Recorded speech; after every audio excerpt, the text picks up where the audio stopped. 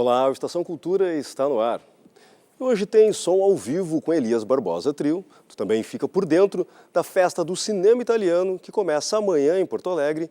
Tem ainda uma reportagem sobre a exposição O Corpo na Arte, em cartaz na Casa de Cultura Mário Quintana, e a gente começa com artes cênicas. A peça O Amans, do grupo catarinense Experiência Subterrânea, estreia hoje na capital. Nós conversamos agora com a atriz Ana Luísa Fortes. Seja bem-vinda a Porto Alegre, bem-vinda à Estação Cultura. Obrigada. Bom, em cena, tu e uma outra atriz. Queria que tu falasse sobre essa história. Na realidade, quem mais contracena é tu, né? Apesar de ter um corpo com o qual tu também contracena. Antes da gente falar sobre como funciona isso, qual a história da... Bom, esse espetáculo, essa turnê é uma comemoração dos 15 anos dele. Ele foi montado uma primeira versão em 2001 e depois foi remontado 2 vezes. Essa versão a gente já está fazendo ela desde 2009, eu e a Lara em cena. A história, na verdade, é baseado num texto do Daniel Veronese, que é um autor argentino contemporâneo, e o texto é um monólogo, dá uma sensação que é uma espécie de interrogatório. E o diretor, o André Carreira, criou essa situação de um necrotério, onde tem uma faxineira que fala esse texto para um corpo que está esperando uma autópsia. Então, essa faxineira ela está sozinha nesse espaço, né? E ela aproveita isso para falar com esse corpo. Não sei, é uma personagem muito sozinha, que tem que lidar com várias questões traumáticas na vida dela, e ela vai usando esse corpo como interlocutor das histórias dela. Não só interlocutor, porque também em alguns momentos o corpo assume alguns papéis da história que ela está contando. E essas questões que ela levanta, ela se auto-questiona, né? Como ela traz todas essas problemáticas para dentro da história, ela se auto-questionando com relação a coisas que aconteceram com ela mesma, né? Exatamente, é uma espécie é um fluxo de pensamento, assim, ela vai indo e vindo nessa tentativa de lembrar de certas coisas do passado dela e como as coisas aconteceram. E ela vai contando para ninguém, na verdade. Em certos momentos ela está falando para esse corpo, mas dá a sensação que ela está falando com ela mesma, né? Então, é como uma espécie de fluxo de pensamento, de consciência, tentando entender o que aconteceu realmente com ela. Pois é, e tem essa questão, né, em cena, desse corpo estar em cena e tem uma interação com esse corpo, na realidade. Ela contracena com esse corpo de várias maneiras, né? Exatamente. Como eu falei, às vezes o corpo assume alguns personagens que ela vai falando, né? Então, tem uma irmã, tem um cunhado, tem um vizinho. E em certos momentos a faxineira se transforma, por exemplo, no vizinho e o corpo vira ela própria, né? Então, ela assume esse papel do vizinho e na interação com o corpo vira a própria Adair, que é a faxineira. Então, o corpo vai tomando essas diferentes formas, né? A gente não sabe quem é essa mulher que está ali morta, é uma anônima, não é ninguém, mas durante a peça ele vai se transformando em várias figuras, assim. Bom, e esse corpo também tem, apesar de ele estar parado, ele tem uma performance de uma certa forma, né? Com certeza. Que tu interage com ele enquanto atriz. Essa relação. Isso é uma das coisas que mais chama atenção no espetáculo sempre, assim, nesses 6 anos apresentando, sempre no debate, depois gera muita curiosidade, né? Essa relação com como que ela faz para estar ali deitada durante 50 minutos, imóvel. A nossa relação, ela é construída, é uma relação muito física, né? Porque a gente treina como se fosse uma coreografia, a movimentação. Porque a Lara tem um treinamento de dançarina também, então os movimentos são ensaiados quase como uma coreografia, porque eles têm que ser muito precisos, né? A gente está lidando na cena com alguns elementos de risco físico, porque a gente trabalha com água e sabão, para eu poder deslizar o corpo na mesa com mais facilidade, só que aí essa água e sabão também colocam uma certa instabilidade. Então, tudo tem que ser bastante ensaiado, assim, bastante preciso, para não ter nenhum problema. Assim, a gente nunca teve nada grave. Assim, parte desses processos vocês vão estar passando na oficina, né? Justamente falando sobre parte dessas técnicas, oficina que Isso. acontece amanhã de manhã. As inscrições podem ser feitas, são gratuitas, pode ser feito por um endereço que vai aparecer aí, com mais informações na ficha de inscrição.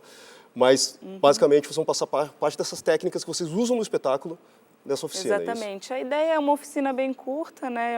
Quase que um workshop de 2 horas. Então, a ideia é até interessante quem tiver interesse em fazer a oficina, assistir hoje, porque a gente vai fazer algumas relações com o que a gente está fazendo em cena e, de repente, a pessoa, né, os participantes podem criar mais conexão com o que a gente vai estar propondo de exercícios. A gente vai propor alguns exercícios e conversar sobre o espetáculo e o processo.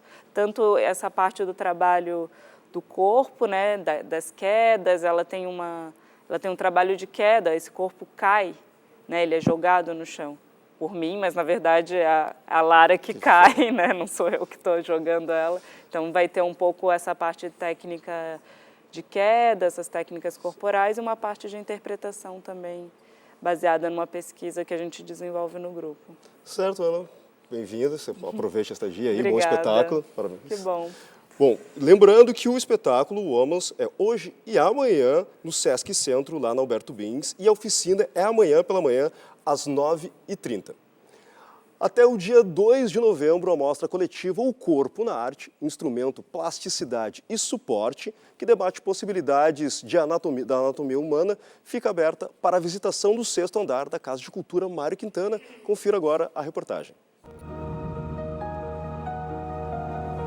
O Museu de Arte Contemporânea do Rio Grande do Sul traz as discussões particulares de 20 artistas que apresentam a estreita relação do corpo com a arte.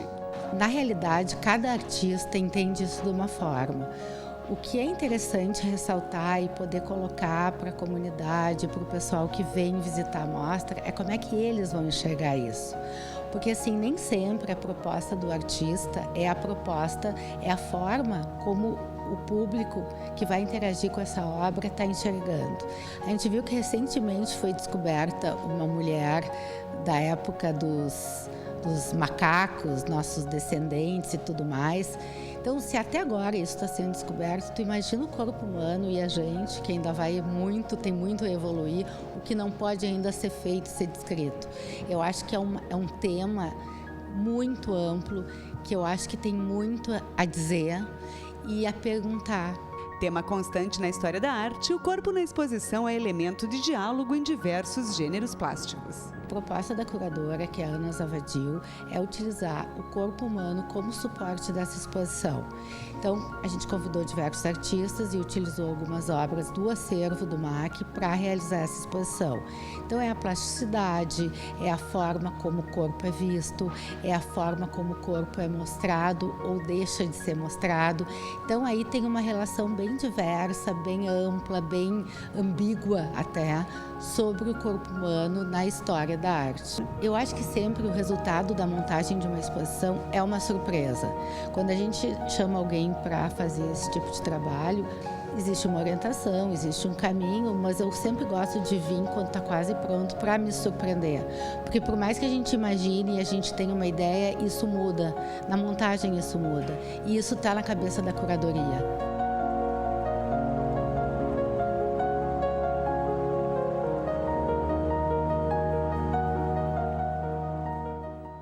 Começa amanhã a 2ª edição da 8h30 Festa do Cinema Italiano no Espaço de Cinema, no Itaú Espaço de Cinema. Eu converso agora com o cônsul-geral da Itália em Porto Alegre, Nicola Occhipinti. Tudo bem, Nicola? Excelente. Muito obrigado. Bom, Obrigado pelo convite. 2ª vez acontecendo em Porto Alegre essa mostra que já acontece há 8 anos em Portugal, isso? Exatamente, se acontece há 8 anos em Portugal e em outros países lusófonos, como Moçambique e Angola, e a 2ª vez em Porto Alegre e no Brasil. O próximo ano vamos ver com os organizadores se vão fazer também um festival em outras capitais da Federação Brasileira. Mas é a 2ª edição no Brasil, em Porto Alegre. Então, Porto Alegre tem a oportunidade de estar conferindo o que está acontecendo no cinema contemporâneo italiano, né? Então, mais do que rever os grandes clássicos, é o momento de saber o que está sendo produzido na Itália nesse momento, né? Exatamente. O título do evento, que é 8h30 Festa do Cinema Italiano, 8h30, como sabemos, é um filme clássico do Federico Fellini, mas são 6 filmes, todos contemporâneos, realizados entre 2014 e 2015, estreados no Brasil. Então é uma grande ocasião, uma grande oportunidade para o público porto-alegrense de assistir a filmes que dificilmente chegariam no Brasil, porque são filmes que são distribuídos na Itália e na Europa, geralmente. A gente está vendo imagens do Capital Humano, Sim. que é um filme também interessante. A gente pensar que esse filme já está percorrendo festivais na Europa. Sim. E também ele é uma pré-estreia, quer dizer, ele não tem Exato. data ainda de estrear no Brasil, né? Exatamente. Uma pré-estreia. Eu acho que o Capital Humano, desses 6 filmes, é o único que vai ser distribuído em outras capitais do Brasil também. E o diretor Virzì é um autor consagrado já na Itália e no mundo. Ele recebeu muitos prêmios em muitos importantes festivais mundiais. E temos também outros filmes como Anime Nere e como Le Meraviglie, que receberam muitos prêmios de David di Donatello e foram premiados ao Festival do Cinema de Venezia, receberam muitos prêmios. Então, estamos falando de 6 filmes de grande qualidade artística, são comédias ou dramas. A gente vê também imagens do A Maravilha, que teve em Cannes e também recebeu... Também foi premiado o popular, né? Sim, exatamente. Participou ao Festival de Cannes, não lembro neste momento que prêmio recebeu, mas recebeu um prêmio, isso seguramente. É importante para a gente saber que a Festa do Cinema Italiano vai acontecer do 22 a 28 de outubro no Espaço do Cinema Itaú, no Bourbon Country. É importante também para as informações para comprar ingressos. É importante que a gente entre no site festadocinemaitaliano.com.br. Isso para informar o público, não? E também quero dizer que o Consulado Geral da Itália forneceu o apoio institucional a este evento cultural com o Instituto Italiano de Cultura em São Paulo também.